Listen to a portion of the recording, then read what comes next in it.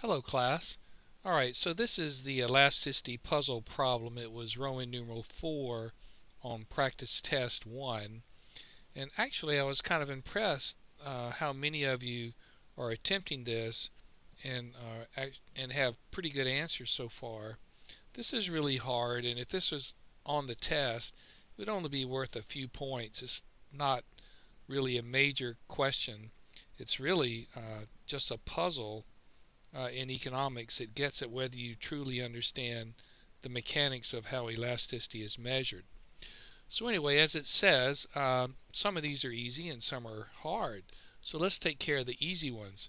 Any points along a line, the higher up you are on the demand curve, the more elastic they are. So A is more elastic than B, and B is more elastic than C. If you're not sure how I did that, just think about the formula, 1 over the slope times P over Q. And as you move along any particular demand curve, the slope doesn't change because you're on that demand curve. It's a straight line. But as you move down and to the right, P is going down and Q is going up. So obviously A is the most elastic, then B, then C. You could do the same thing for D and F. D is more elastic than F because they're on the same demand curve. And you could do the same thing for E, G, and H. So E is more elastic than G, and G is more elastic than H. So those are all easy. Here, let me slide this up a little bit. Those are all easy to see. But the hard ones are, how do you connect D to these up here? Now here's how you do it. Let's just arbitrarily pick a point for the price level. So let's just come over here and let's just call this point P, and let's call this point up here Y, and then this point down here would be QD because this is the Q axis, and this point down here, if we're thinking about point B, would be QB. Now let's apply the formula for elasticity to point D. So elasticity at point D would be the inverse of the slope times P over Q, but the P value at point D would just be P, and the Q value at point D would be QD. Alright, now we have to figure the slope. So we're on this demand curve right here. So the slope of any demand curve is rise over run. I'm going to work in this little space right here. So the rise, we need 2 points to calculate the slope, and we have this point right here, and we have this point up here. So if you go from here down to there, the rise that's actually falling is this distance y minus p, right? Y minus p, whatever that is. Alright, and the run is this distance right here from 0 over to QD. And so the inverse of the slope, which is what I need, would be QD over y minus p, right, times p over QD.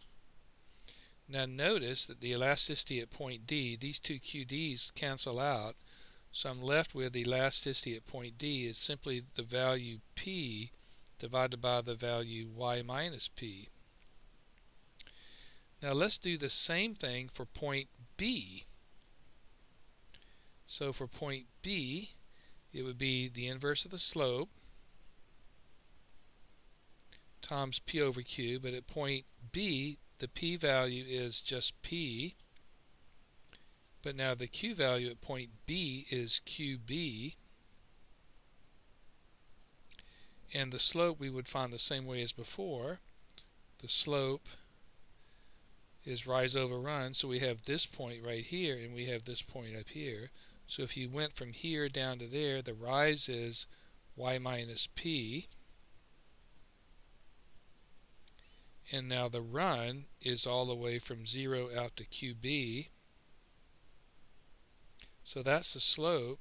So the inverse of the slope would be QB over y minus P times P over QB.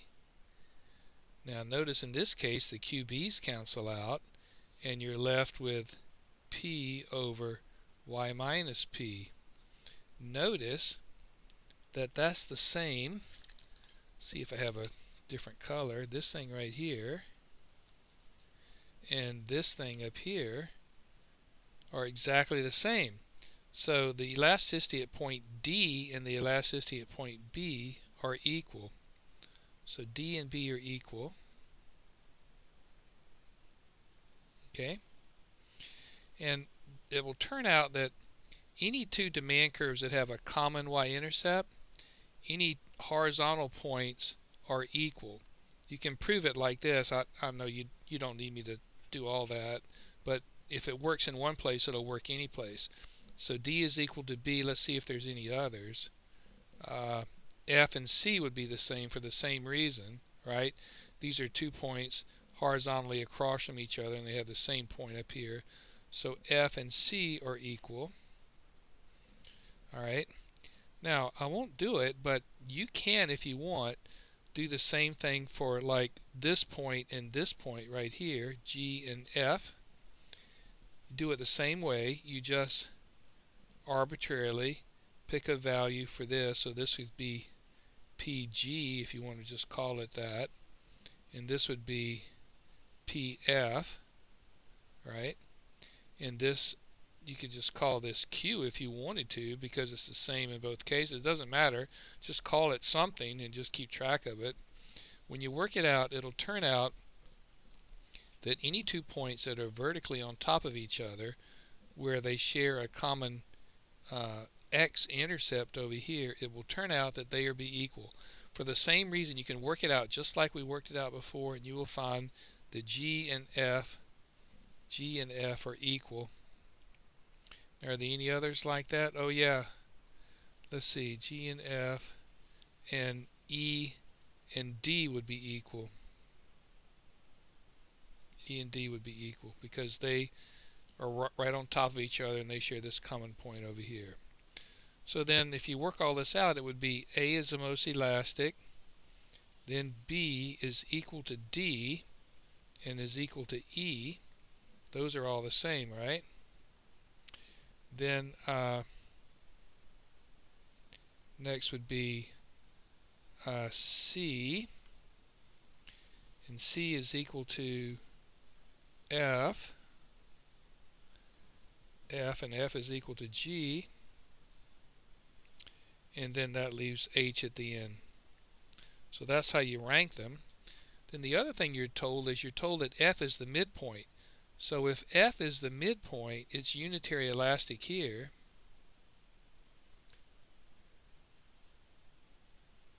So these are all unitary elastic since they're all the same. These are all